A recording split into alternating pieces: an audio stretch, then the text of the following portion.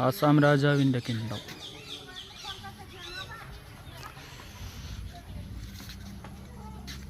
Archaeological സർവേൻ്റെ അതുണ്ട്. അഹം രാജാസ് പാലസാണ് കിണ്ടല്ലോ.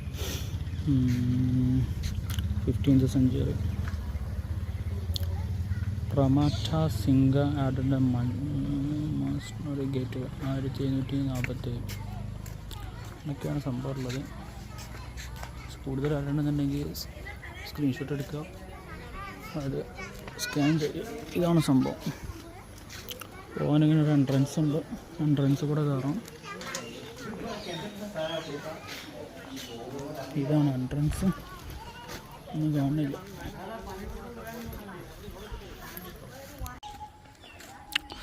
ഇങ്ങനെയാണ് ഇതിൻ്റെ എൻട്രൻസ് വരുന്നത്. ലൈറ്റിനിങ്ങും കാര്യങ്ങളൊന്നുമില്ല, പഴയൊരു സെറ്റപ്പ്. നല്ല തണുപ്പുണ്ട് കേട്ടോ. ഇവിടെയും കുറേ ദ്വാരങ്ങളും കാര്യങ്ങളൊക്കെയാണ് ഉള്ളത്. വിളക്കുകൾ വെക്കാനുള്ളതും പിന്നെ വെക്കാനുള്ള ലൈറ്റുകളും കാര്യങ്ങളൊക്കെ വെക്കാനുള്ള സെറ്റപ്പാണ്. ഇവന്മാർക്ക് ഇതെന്താ ചെറിയ മുറികളൊക്കെ ഇങ്ങനെ കുനിഞ്ഞുണ്ടാക്കേണ്ട വലിയ ആവശ്യമുണ്ട്.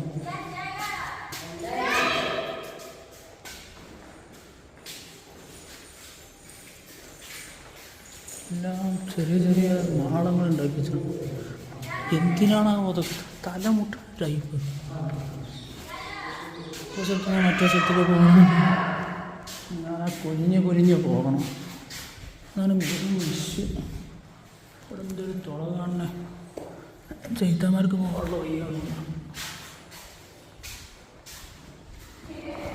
എങ്ങനെയാ പാലസ് എന്ന് പറയാം?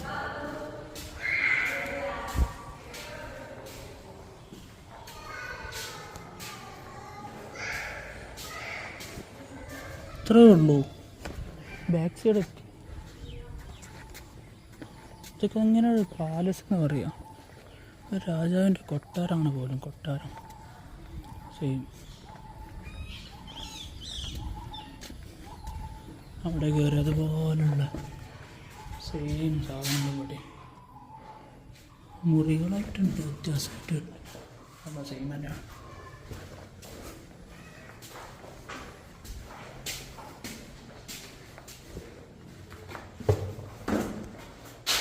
ഇതൊരു മുറി. ഓക്കെ,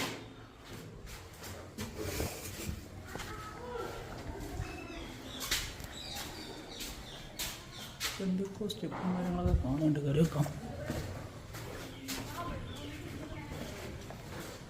മുകളിലോട്ട് കയറാനുള്ള സ്റ്റെപ്പുണ്ട് അവിടെ. ഇത്രയേ ഉള്ളൂ. 4 റൂം എന്ന് പറയാനും വയ്യ. ഇതൊരു സെറ്റപ്പ്.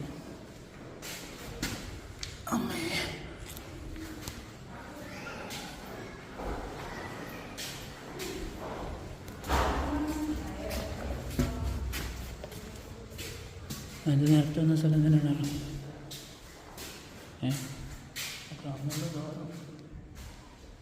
ഇവിടെ നേരത്തെ ചെയ്താൻ പോകാനുള്ള ഒരു വണ്ടിയായിരുന്നു.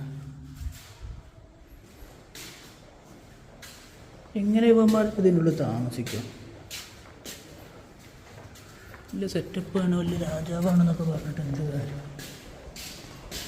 പുറത്തൊക്കെ വെച്ചാൽ മുകളിൽ കയറാൻ വയ്യണ്ടായിരുന്നല്ലോ. അതിട്ടോ പോവാം. ഇവിടെയും തല മുട്ടണം. വലിയ സ്റ്റെപ്പും തല മുട്ടണ ടൈപ്പും. മഴയൊന്നും ഉയർന്നൊന്നുമില്ലേനും.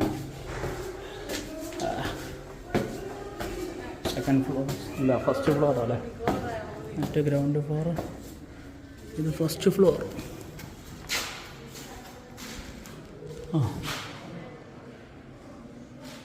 എന്തോന്ന് മണ്ണുകൊണ്ട് ഉണ്ടാക്കിയ സാധനം.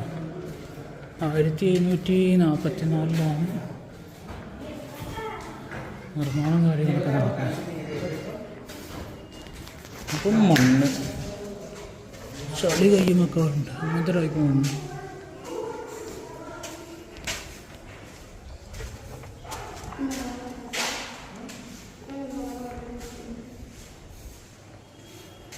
കഴിഞ്ഞു.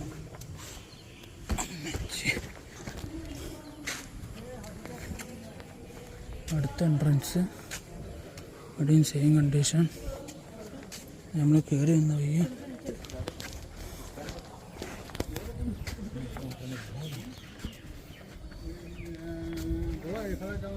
സെക്കൻഡ് ഫ്ലോറിൽ കയറാനുള്ളൊരു സ്റ്റെപ്പ് ഓർഡർ കണ്ടിരുന്നു.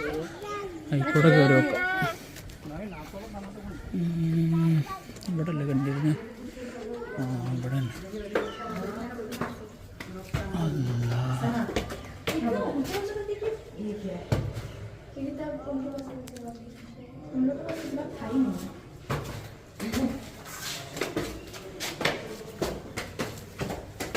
കുറച്ച് ടൈം എടുക്കും.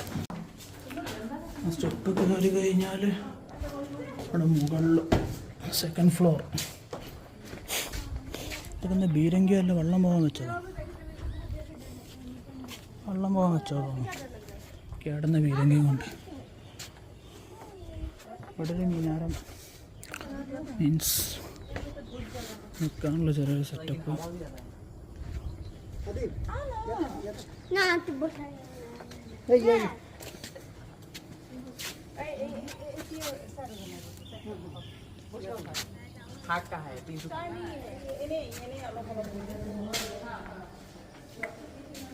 കഴിഞ്ഞു, ഇത്രയേ ഉള്ളൂ.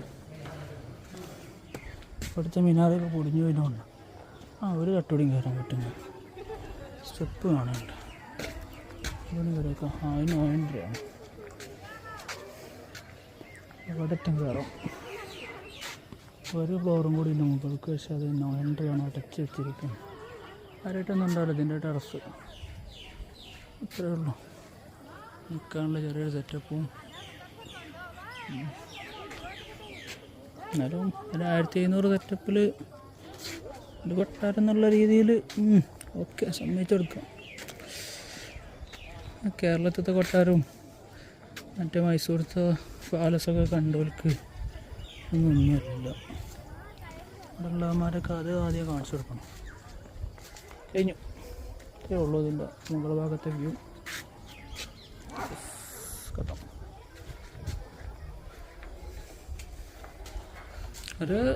ഇതൊക്കെ ഒരു സാധനങ്ങളൊക്കെ ഉണ്ടാക്കാൻ നോക്കീന്. കുഴപ്പമില്ല, തല മുട്ടാത്ത രീതിയിൽ കിട്ടാൻ അറിഞ്ഞു. അതിലൊക്കെ ഫുള്ള് കല്ലും മണ്ണൊക്കെ.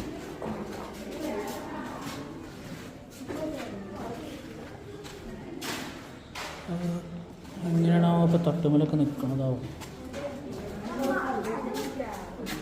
ചിന്തിക്കേണ്ടതുണ്ട്. കഴിഞ്ഞു.